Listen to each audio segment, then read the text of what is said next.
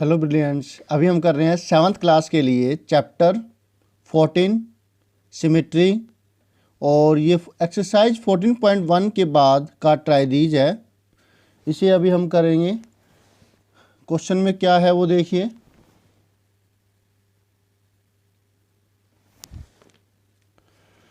Can you now tell the order of rotational symmetry for an equilateral triangle, कि कितनी जो rotational symmetry है वो कितनी होगी एक इक्विलेटरल ट्रायंगल के अंदर, वो हमें बताना है।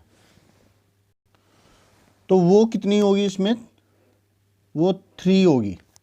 कैसे भला, देखिए ये 120 डिग्री पर जब रोटेट करता है, जैसे अभी 120 डिग्री यहाँ पर है, इसके बाद इसने रोटेट किया ऐसे घुमा ये, और घूम करके इसकी डायरेक्शन ऐसे हो करके ये एंगल यहाँ आ गया। 120 डिग्री के ऊपर इसने रोटेशन करी और फिर दोबारा से इसने 120 पर रोटेशन करी। तो ऐसे करके ये इस पोजीशन पर वापसी पहुंच जाता है। कब? जब ये 3 रोटेशन कर लेता है।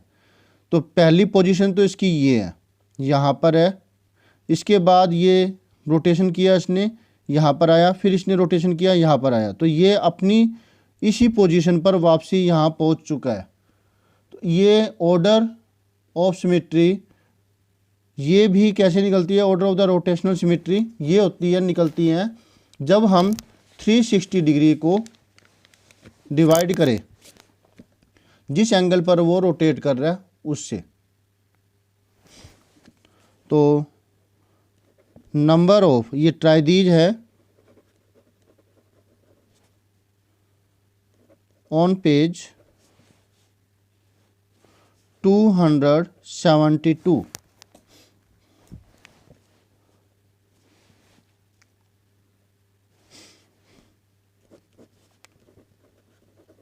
Order of symmetry is equal to 360 degree angle, उसके बाद क्या होगा? Angle of rotation. कितने डिग्री पर इसने रोटेशन किया कि अपनी शेप वैसी की वैसी इसकी आ जाती है। तो ये 3 थी, इसमें 120 डिग्री पर रोटेट कर रहा है ना, दिखा भी रखा है, शो भी किया हुआ है। 120 डिग्री पर रोटेट करने के बाद ये बिल्कुल वैसी ही इसकी शेप आ जाती है। तो 0 0 12 1 जा 12 3 जार, तो इसमें आया 3। तो order of symmetry in the case given is equal to 3 है। तो ये हुआ इसका आंसर। ठीक है। How many positions are there at which the triangle looks exactly the same when rotated about its centre by 120 degree.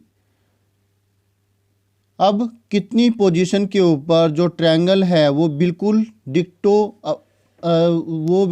वही का वही नज़र आएगा अगर वो 120 डिग्री पर रोटेट करे। तो इसका आंसर भी कितना होगा? वही होगा जो हमने किया फर्स्ट का ए। तो इसमें तो ये पूछा कि क्या तुम दे सकते हो इसकी ऑर्डर ऑफ रोटेशनल सिमेट्री, तो वो तो इसका आंसर हो जाएगा यस, हम दे सकते हैं। तो ए का हो जाएगा यस, और ये है बी का हो जाएगा कि ये आंसर जो हमने निकाला है। ठीक है, समझ में आया आपको? अब है ये सेकंड क्वेश्चन। सेकंड क्वेश्चन के अंदर क्या है वो देखिए। इतना समझ में आ गया ना कि हाँ, इसके अंदर पहले में हमें बताना था कि क्या आप इसकी रोटेशनल सिमेट्री दे सकते हैं। फिगर दे रखी थी तो उसका हो गया यस, हम दे सकते हैं। तो पूछा है कि how many order of rotational symmetry होगी, और यहाँ बताना था हमें हाउ मैनी पोजीशंस, कितनी पोजीशंस ऐसी है जब ये डिक्टो वही का वही नज़र आएगा जैसा ये अभी फ़िलहाल इसकी पोजीशन है। तो वो हमने यहाँ निकाल दिया तरीके से, फार्मूले से। ठीक है। अब ये वाला पार्ट है, which of the following shapes have rotational symmetry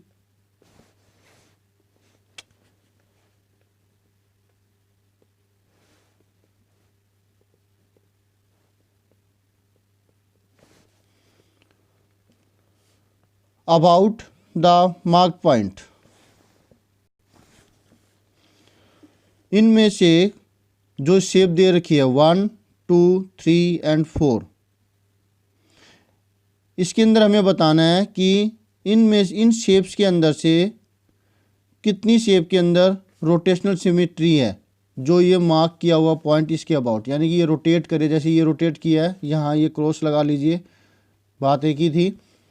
यहाँ पर आप देखेंगे जो ये दोबारा से 180 डिग्री पर रोटेट करेगा तो ये नज़र आएगा, यानी कि अब मैं इसको ऐसे रखा हुआ है, ठीक है।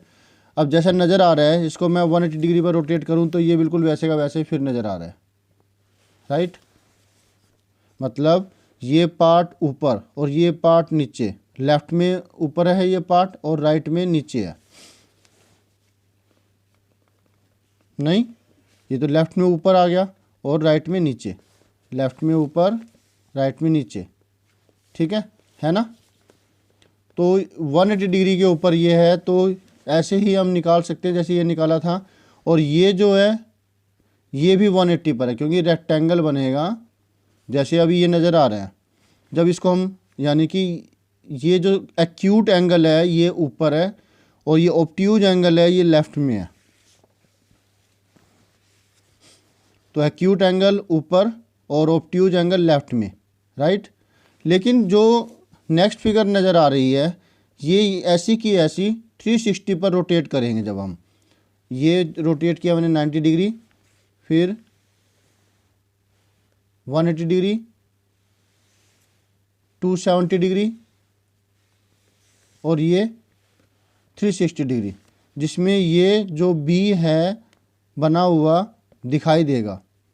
समझ में आया आपको? बी नहीं नज़र आया, बी बना हुआ नहीं, जैसे हम बी लिखते हैं वैसे ही लिखा हुआ बी हमें नज़र आएगा जब ये 360 पर रोटेट कर जाएगा।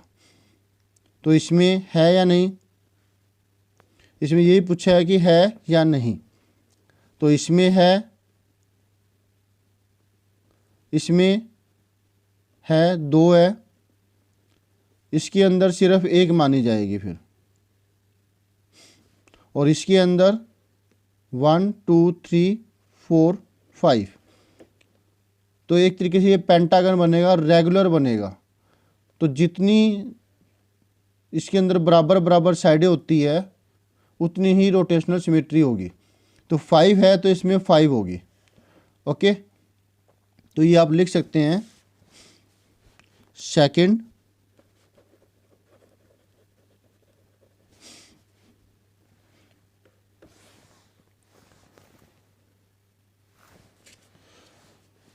फर्स्ट के अंदर यस, और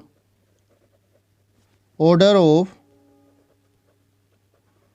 रोटेशनल सिमेट्री यस। अब बता भी देते हैं साथ में, इसमें कितनी है, 2 थी, एक 90 डिग्री की नहीं 180 डिग्री पर, 360 में। तो कम से कम एक तो होती है 360 पर, कोई भी शेप हो चाहे 360 पर रोटेट करते हैं तो वो हमें दोबारा वैसे ही नज़र आती है। तो इसमें भी यस है, इसमें भी 2 है दूसरे में, तीसरे में यस, इसमें 1 है, और चौथे के अंदर यस, उसमें 5 थी, 1, 2, 3, 4, 5। तो इसमें रोटेशनल सिमेट्री 5 हो गई।